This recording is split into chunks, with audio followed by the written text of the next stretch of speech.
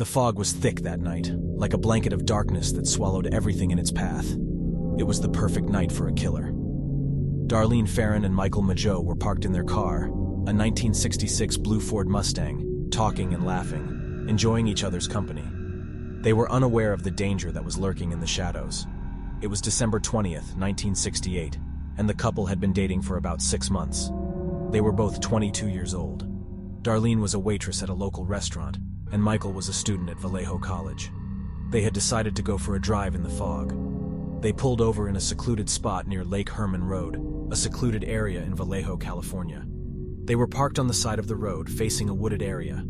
Suddenly, a figure appeared in the headlights of the car.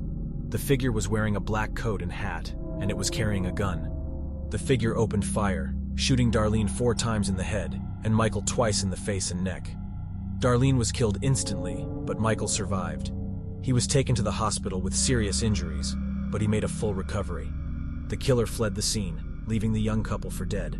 The police were called, but the case quickly went cold. The killer never contacted the police, but he did send a letter to a local newspaper claiming responsibility for the murders. The letter was signed Zodiac, and it contained a taunting message. The Zodiac Killer continued to taunt the police with letters and ciphers, but he was never caught.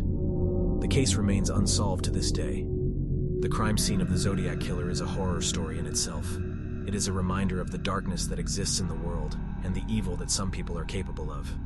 It is a story that will continue to haunt us for years to come. The fog was so thick that it was impossible to see more than a few feet in front of you.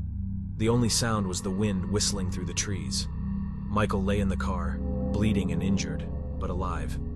He could hear the killer's footsteps as he walked away, and he knew that he would never forget the sound. The killer was never caught, and his identity remains a mystery. But his legacy lives on in the form of the crime scene, which is a reminder of the evil that exists in the world.